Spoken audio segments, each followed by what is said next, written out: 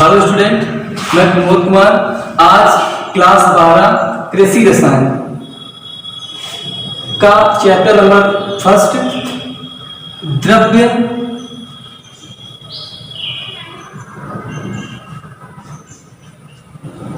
और उसका वर्गीकरण।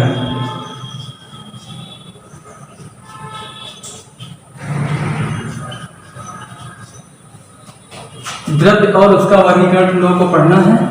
तो सबसे पहले हम लोग सीखेंगे द्रव्य क्या है, अर्थात मैटर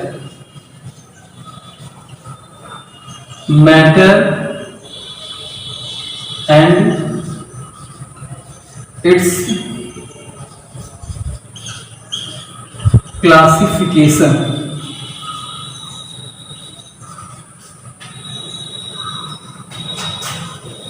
तो सबसे पहला सवाल बनता है कि मैटर क्या है, अर्थात द्रव्य क्या है।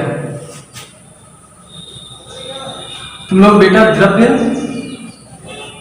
पिछली कई क्लासों में तुमने इसका जिक्र किया है, जिक्र देखा होगा कि द्रव्य है क्या। तो एक बार फिर हम द्रव्य को देख लेते हैं। तो द्रव्य की परिभाषा में हम कह सकते हैं कि द्रव्य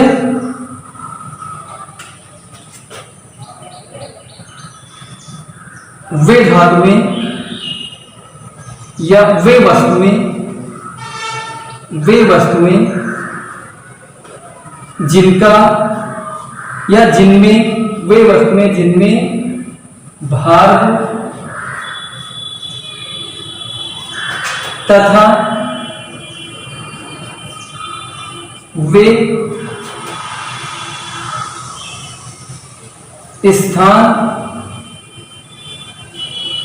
वे स्थान घेरती हैं।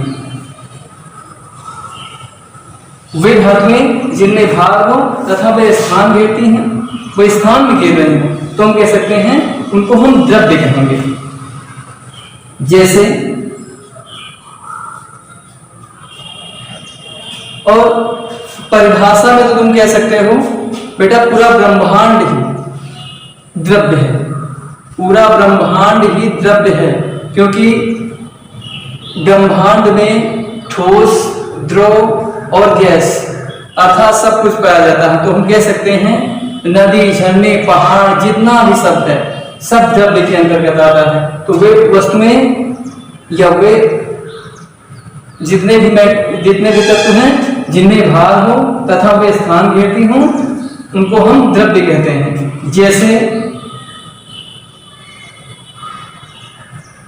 जैसे हम मान लेते हैं सोना, चांदी,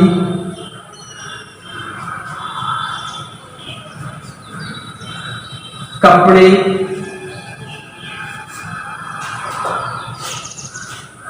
घर,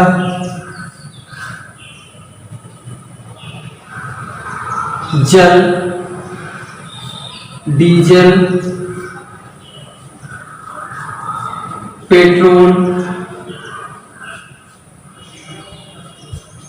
पहाड़, नदियां, झरना, जितना भी है पहाड़ आदि। तो ये जो सोना, चांदी, कपड़े, घर, जल, डीजल, पेट्रोल, पहाड़ आदि सब स्थान घेरती हैं और सबका अपना अपना द्रव्यमान या भार है। तो ये किसके अंतर्गत आएगी? द्रव्य के अंतर्गत। तो द्रव्य वे वस्तुएं हैं जिनमें भार हो तथा वे स्थान घेरती हों, तो उनको हम कह सकते हैं कि वे सब द्रव्य हैं। अब हम जिक्र करेंगे द्रव्य कितने प्रकार के हो सकते हैं, ये लिख लेना, और फिर द्रव्य कितने प्रकार के होते हैं। द्रव्य का वर्गीकरण। द्रव्य का वर्गीकरण।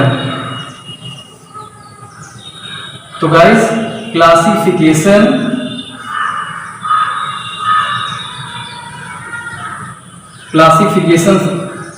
ऑफ मैटर, द्रव्य का वर्गीकरण। हालांकि द्रव्य अवस्थाओं के आधार पर 3 प्रकार का होता है, या इनको 3 भागों में वर्गीकृत किया गया है। तो सबसे पहले आता है तुम्हारा ठोस या सॉलिड। तो पहला ठोस हो गया, दूसरा द्रव हो गया, और तीसरी बात ये हो गई गैसेस। जितनी भी गैसेस हैं वो गैस। तो ठोस, द्रव, गैस, ये द्रव्य की तीन अवस्थाएं या द्रव्य को तीन भागों में वर्गीकृत किया गया है। अब ठोस, प्रकृति में या तुमको अपने वातावरण में जितने पदार्थ ठोस नजर आए, कुछ द्रव्य होंगे, कुछ गैसें होंगी, इन्हीं से मिलकर पूरा ब्रह्मांड बना है। और ब्रह्मांड को हम कह सकते हैं द्रव्य। तो ठोस, द्रव और गैस, ठोस, द्रव, गैस, इन तीनों में तुम लोग पहले इसकी परिभाषा देखो, उसके बाद तीनों में अंतर। परिभाषा सही से सीख लिए तो डेफिनेशन तो अपने परिभाषा सीख ली, तो इसमें जो डिफरेंस है तीनों में वो अपने आप याद हो जाएगा। तो हम तुम लोगों को चलो तीनों में डिफरेंस बता देते हैं कि तीनों में अंतर क्या होता है बेटा। तो सबसे पहले अब तीन खाते बनाकर अलग अलग इनको लिख लो। Difference between solid, liquid and gases. तो सबसे पहले लिख देते हैं हम ठोस, दूसरे में द्रव, और जो थर्ड एंड लास्ट गैस।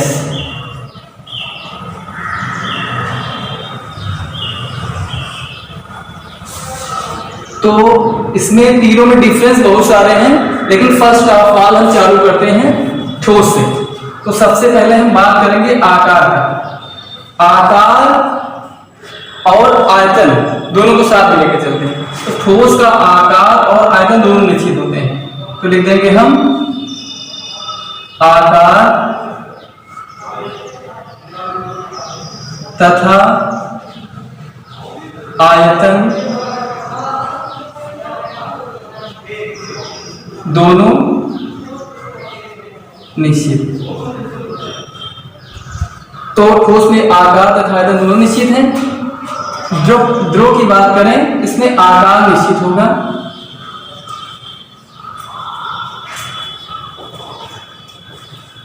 कि जिसका जो आयतन है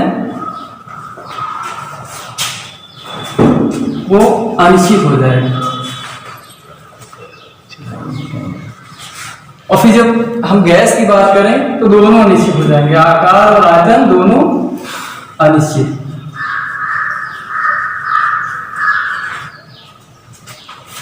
तो ठोस का आकार और आयतन दोनों निश्चित थे, जबकि द्रव का आकार निश्चित, आयतन अनिश्चित, और गैस का आकार और आयतन दोनों निश्चित। अब दूसरा हम अंतराणु बल की बात करेंगे। तो ठोस का जो आकार है या ठोस के अणु परस्पर सटीक ढंग से जुड़े हुए हैं, इसीलिए ठोस है। तो हम कह सकते हैं इसमें जो अंतराणु बल है वो क्या है, सबसे प्रबल।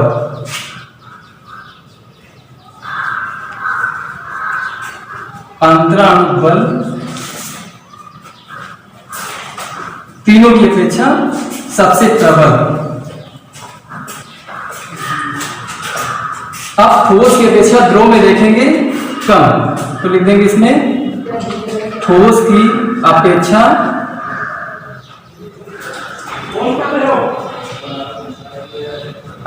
कम। अब इसमें गैस की बात अगर हम करेंगे, गैसेस की, तो उसमें अंतराणु बल जो है वो बहुत दूर दूर है, या उसके जो अणु हैं वो बहुत दूर दूर होते हैं। तो हम कह सकते हैं कि गैस में जो अंतराणु बल है वो तीनों की अपेक्षा बहुत कम या नगण्य, सबसे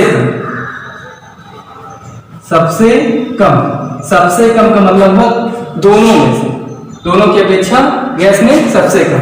अब तीसरा पॉइंट हम आते हैं,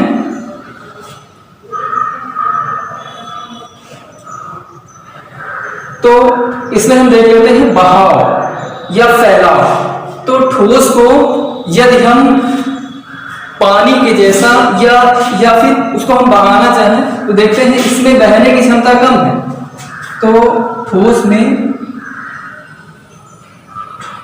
में बहाव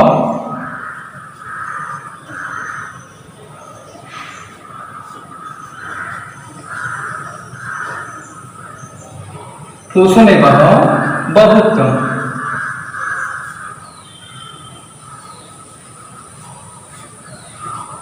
अब बात करें हम द्रव की, तो द्रव जैसे जल, डीजल, पेट्रोल, जितने भी लिक्विड चीजें हैं वो इसके अंतर्गत आएंगी। उनमें बहाव अधिक होता है ठोस की अपेक्षा। लेकिन बहाव होगा कैसा? समतल तल पर। अगर उसको एक निश्चित तल दे दिया जाए तब उसमें वो बहेंगी। तो इसमें देखते हैं हम बहाव अधिक,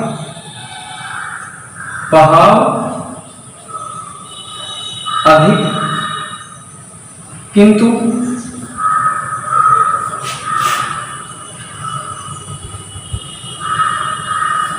समतल तल पर।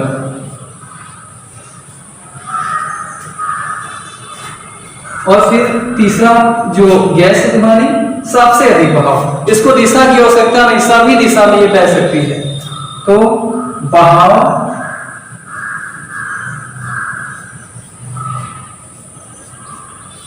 सबसे अधिक और सभी दिशाओं में, और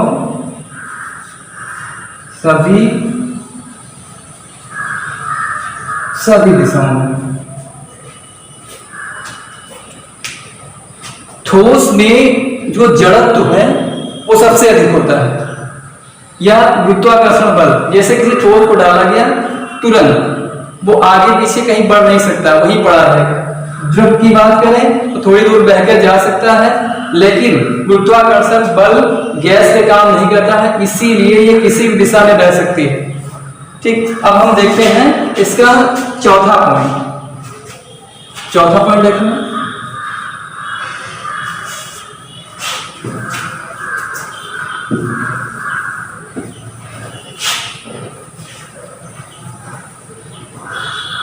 तो चौथे पॉइंट में क्या बताएंगे तुम लोगों को? अगर लोहे को हम काट दें तो छोटे छोटे टुकड़ों में बट जाएगा, किंतु ये कैरेक्टर या ये गुण इन दोनों में नहीं। तो लिख देंगे इधर पॉइंट नंबर 4, ठोस को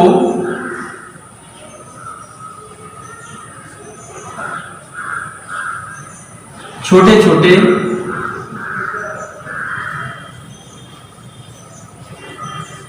टुकड़ों में काट सकते हैं।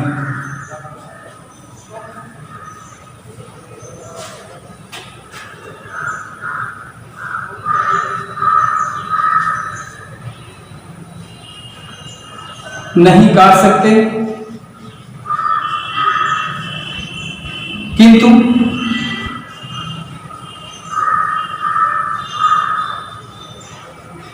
टपकाया जा सकता है।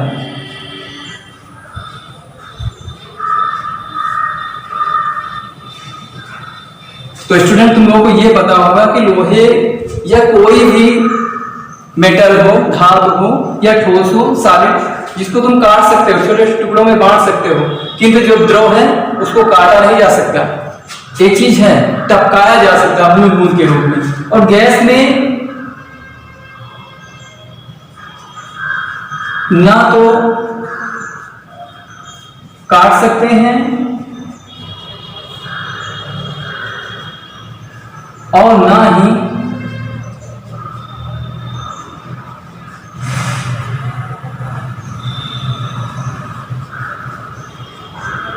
टपकाया जा सकता है।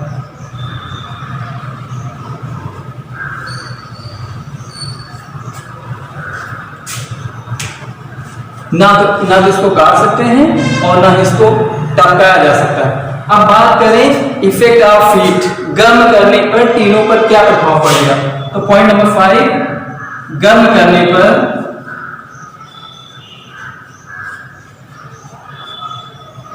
ठोस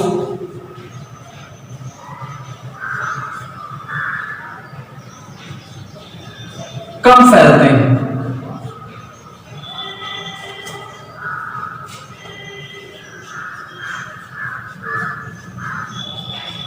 द्रव ठोस की अपेक्षा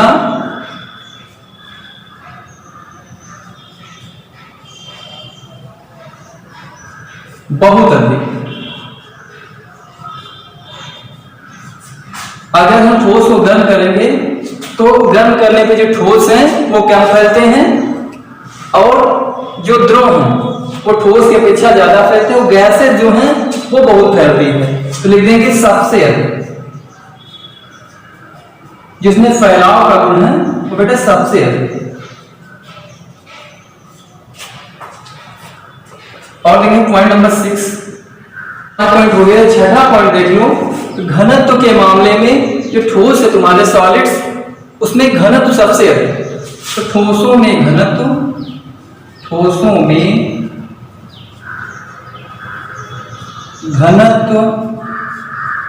का गुण सबसे अधिक।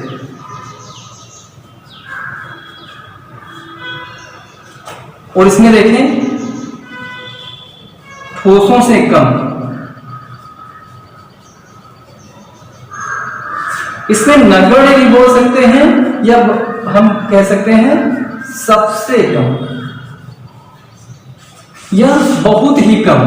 तो ठोसों में घनत्व का गुण सबसे अधिक होता है, द्रव में ठोसों से कम, और गैस में सबसे कम। तो ये हो गए difference between solid, liquid and gases. तो हम अब इसके थोड़े एग्जाम्पल देख लेते हैं। जैसे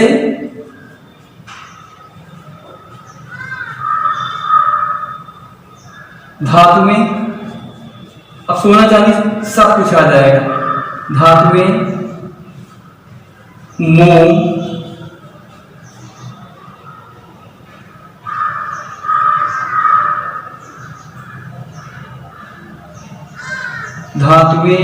मोम, ईंटा, पत्थर, ठीक है, आदि। और इसमें गैस में, द्रव में पानी, डीजल, पेट्रोल, और जिनमें भी बहाव का गुण वो सब आएंगे तुम्हारे लिक्विड या द्रव के अंतर्गत। अब तीसरा देख लेते हैं गैस। तो गैस में मीथेन, एथेन, जितनी भी प्राकृतिक गैसें हैं, ठीक है, methane, ethane, propane, butane, pentane, जितना हिस्सा, और एलपीजी, लिक्विफायर पेट्रोलियम गैस, जिसका यूज हम करते हैं घरेलू ईंधन के रूप में, सिलेंडरों में। तो ये हो गया तुम्हारा ठोस, द्रव और गैस में अंतर। उसके बाद हम एक क्वेश्चन तुम्हारे में पूछा था बेटा कि वो कौन सा पदार्थ है जो द्रव्य की तीनों अवस्थाओं में पाया जाता है। तो जल ही एक ऐसा पदार्थ है जो द्रव्य की तीनों अवस्थाओं में पाया जाता है। जल, जैसे हम इसको क्या करते हैं बेटा, ठंडा, तो बन जाएगा बर्फ। फिर इसको गर्म कर दें, बन जाएगा जल।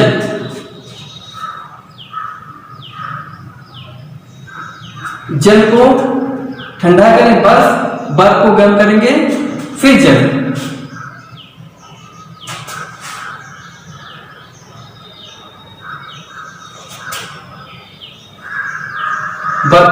जल को ठंडा बर्फ, बर्फ को गर्म फिर जल। और यदि हम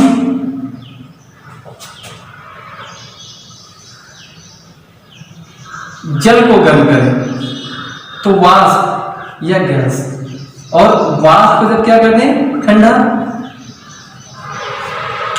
वाष्प को गर्म किया, नहीं, जल को गर्म किया वाष्प, वाष्प को ठंडा किया जल, जल को ठंडा किया बर्फ, बर्फ को गर्म किया जल। तो जल यहां पर है तुम्हारा क्या, द्रव। ये है सॉलिड अर्थात ठोस, और ये है गैस। तो जल एक ऐसा पदार्थ हुआ जो द्रव्य की तीनों अवस्थाओं में पाया जाए। जल द्रव्य है, ठंडा किया बर्फ बना, ठोस हुआ, जल को गर्म किया वाष्प बना। तो अवस्थाओं के आधार पर जल ही एक ऐसा पदार्थ है जो द्रव्य की तीनों अवस्थाओं में पाया जाता है। ठीक है, अब हम बात करते हैं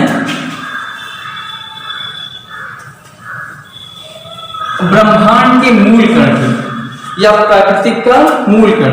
एक ऑप्शनल में पूछा जाता है कि प्राकृतिक का मूल कण क्या है, तो हमेशा ध्यान रखना बच्चों कि प्राकृतिक का मूल कण, प्रकृति का मूल कण तत्व है।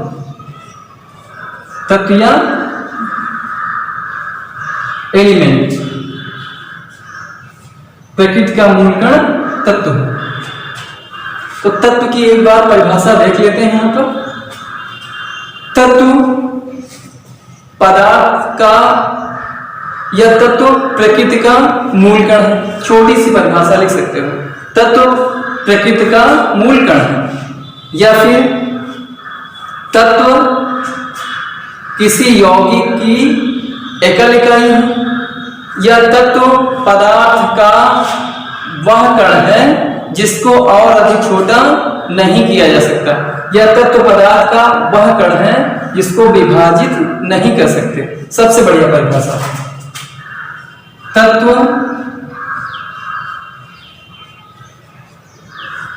पदार्थ का वह छोटे से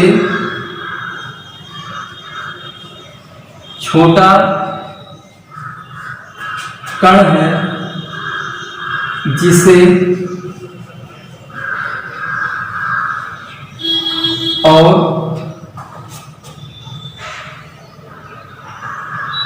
यहां लिखा बेटा विभाजित, इसे और विभाजित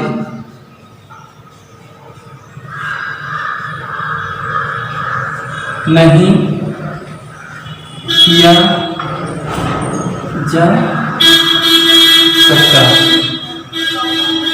बहुत सारी परिभाषाएं हैं। तो तत्व पदार्थ का वह छोटे से छोटा कण है जिसे और विभाजित नहीं किया जा सकता, अर्थात पदार्थ की सबसे छोटी इकाई, पदार्थ की सबसे छोटी इकाई तुम मानोगे क्या? तत्व को। तो पदार्थ सबसे छोटी इकाई तत्व है। दूसरा कह सकते हो प्रकृति का प्रमुख कण भी तत्व है। तो इसके उदाहरण में पढ़ लो बेटा, एग्जाम्पल में, जैसे hydrogen, lithium, sodium, potassium, magnesium, calcium आदि। ये सब क्या है? ये सारे के सारे जो परमाणु हैं ये सब क्या है? तत्व। ठीक है, तो तत्व की परिभाषा हो गई, तत्व किसी पदार्थ का वह छोटे से छोटा कण है जिसे और अधिक विभाजित नहीं किया जा सकता। जैसे उदाहरण में तुम लोगों ने ये पढ़ा। अब हम तुम लोगों को ले चलते हैं यौगिक की ओर। यौगिक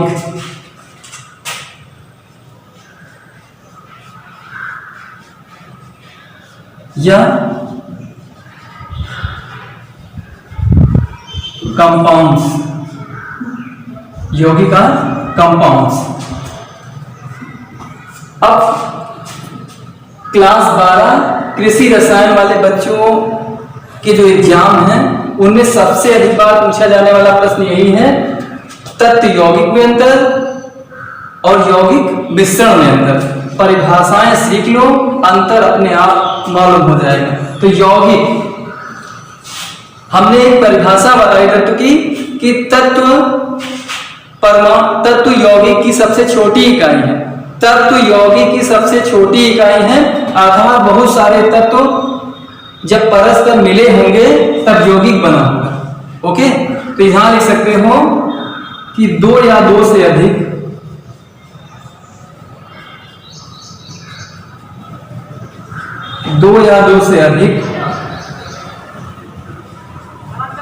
तत्वों के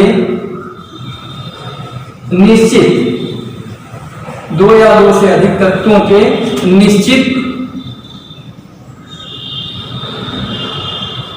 अनुपात से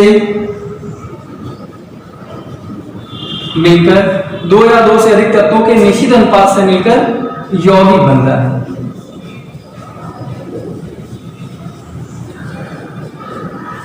दो या 2 से अधिक तत्वों के निश्चित अनुपात से मिलकर यौगिक बनता है। उदाहरण में देख लो, सबसे ज्यादा बार पूछे जाने वाला क्वेश्चन, जल क्या है? तो जल एक यौगिक है, तो H2O हो गया। साधारण नमक NaCl sodium chloride,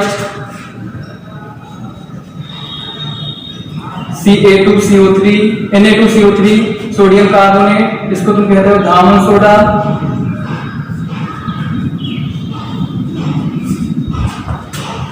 NaHCO3 sodium bicarbonate, baking soda अर्थात खाने वाला सोडा।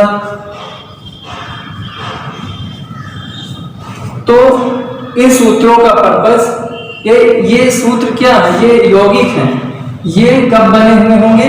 जब कई तत्व आपस में मिले हुए होंगे। दिखाई दे रहे हैं, हाइड्रोजन 2 है, ऑक्सीजन 1 है, फिर क्या सब में ऐसे ही लग रहा है कि ये बहुत सारे तत्वों से मिलकर बने हुए होंगे। तो 2 या 2 से अधिक तत्वों के निश्चित अनुपात में मिलने से यौगिक बनता है। उदाहरण में ये सब हो गए। यौगिक के बाद बेटा अपन लोग पढ़ोगे मिश्रण, मिक्सचर।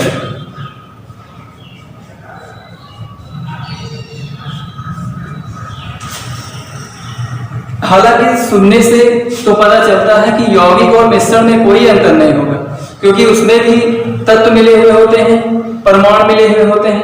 ये भी एक तरह का क्या है? मिश्रण, मिलावट से ही बना है। लेकिन अंतर बेटा यही है कि 2 या 2 से अधिक तत्वों के निश्चित अनुपात से यौगिक और मिश्रण में कोई निश्चित अनुपात नहीं है।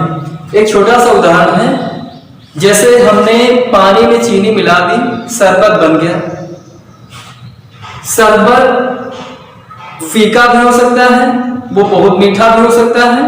तो है तो दोनों मिश्रण ही है, दोनों ही मिश्रण। एक फीका हो सकता है, एक मीठा हो सकता है। लेकिन अगर हम बात करें यौगिक की, तो यौगिक में जैसे हमने बता दिया, जल का फार्मूला H2O, तो H3O नहीं हो सकता, ये दूसरा फार्मूला हो जाएगा। तो ये दूसरा फार्मूला। NaCl नमक है, तो इसमें निश्चित अनुपात से मिलकर बना, तो ये Na2Cl नहीं हो सकता या NaCl2 नहीं हो सकता। तो हम कह सकते हैं कि जितने भी यौगिक हैं वो निश्चित अनुपात से मिलकर बने हैं, तत्वों के निश्चित अनुपात में मिलाने से। जबकि जो मिश्रण है उनमें अवयवों का अनुपात निश्चित नहीं है। क्या लिख देंगे? 2 या 2 से अधिक, 2 या 2 से अधिक। अब इसमें बेटा वो पॉइंट नहीं लिखेंगे, निश्चित वाला। 2 या 2 से अधिक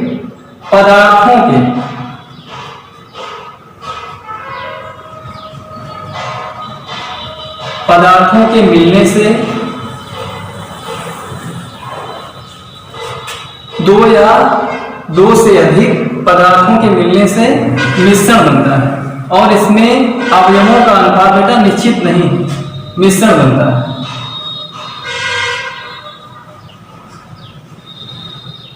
जैसे शरबत,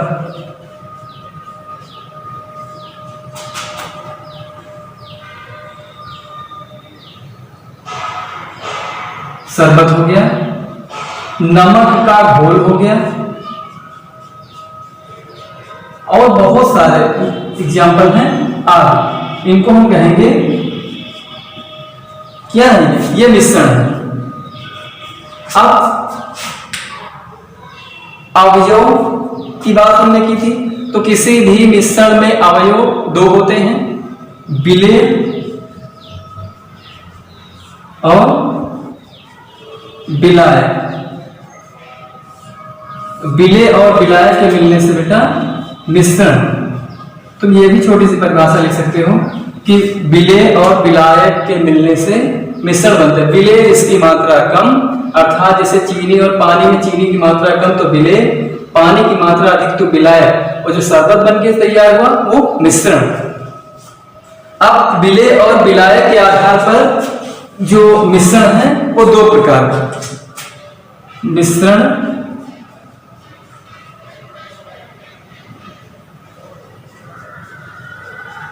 दो प्रकार के होते हैं। तो सबसे पहला हो गया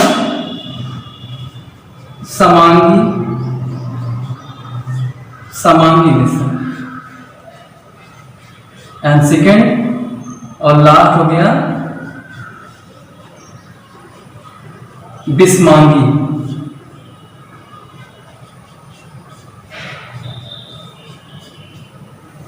हालांकि इनके नाम से पता चलता है समांगी का मतलब हुआ समान अंग।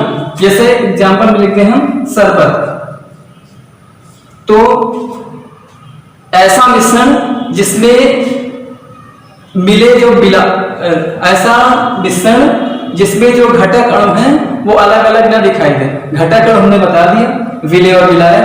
तो ऐसा मिश्रण जिसमें मिले घटक अणु परस्पर अलग अलग न दिखाई दे उनको हम कह सकते हैं समांगी मिश्रण। अब बहुत सारे एग्जाम्पल हैं, इस शरबत में चीनी और पानी अलग नहीं दिखाई देता, तो हो गया समांगी मिश्रण। तो इसमें लिख लेना कि दो या दो से अधिक, अब दो से अधिक तो होंगे, दो हो सकते हैं, दो से अधिक हो सकते हैं। तो अवयवों, दो या दो से अधिक ऐसे अवयव जिनमें घटक अणु अलग अलग न दिखाई दे उनको हम समांगी मिश्रण कह सकते हैं। अब अलग अलग न दिखाई दे तो ये हो गया। अब विषम अंगी, विषमांगी मतलब विषम अंगी, अर्थात अलग अलग दिखाई देंगे। विषम अंगी है तो अलग अलग दिखाई देंगे। जैसे तब इसमें इसकी परिभाषा लिख देना, ऐसा मिश्रण जिसमें मिले घटक अणु अलग अलग दिखाई दे। ऐसा मिश्रण जिसमें मिले घटक अणु अलग अलग नजर आए उसको हम विषमांगी मिश्रण कह सकते हैं। जैसे पानी और रेत का मिश्रण, रेत मतलब बालू, पानी और तेल का मिश्रण। तो इसमें तुम लोग बेटा समझ गए कि पानी में अगर बालू मिलाएंगे तो कुछ समय बाद पानी और बालू अलग है, पानी में तेल मिला देंगे तो तेल ऊपर ऊपर तैर रहा है। तो इस तरह का मिश्रण हो गया विषमांगी मिश्रण। तो यहां तक की हो गया यौगिक तत्व, यौगिक और मिश्रण। इसमें बेटा एक चीज का और जिक्र किया गया है तुम्हारे इसी पाठ में, आइंस्टीन का समीकरण। ये 1 नंबर का क्वेश्चन आता है ऑप्शनल वाले में कि आइंस्टीन के समीकरण से संबंधित सूत्र है। तो जैसे इसमें लिख देना आइंस्टीन का समीकरण।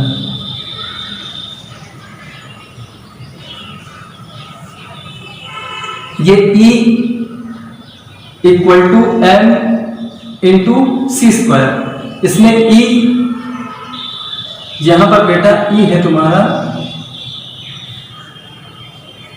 ऊर्जा, एनर्जी, M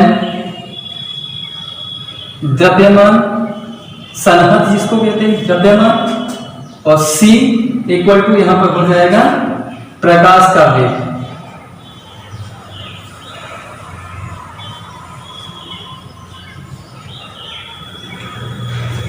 तो जितने भी पॉइंट है बेटा सब जितना हमने पढ़ा दिया है इसी के अंतर्गत पूछे जाएंगे।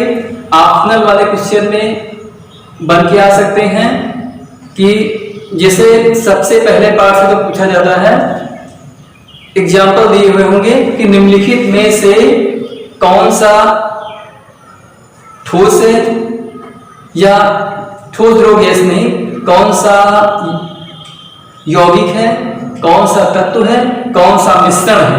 तो यौगिक तत्व और मिश्रण को हमने तुमको भलीभांति समझा दिया है, उसमें तुमको कुछ नहीं करना है, बस सटीक ढंग से समझ के जहां तुमको एक नजर आए वो तुमको अलग करके लिख देना है, वो तत्व है। जहां उसमें अधिक तत्व नजर आए में जुड़े हुए वो यौगिक हो जाएंगे।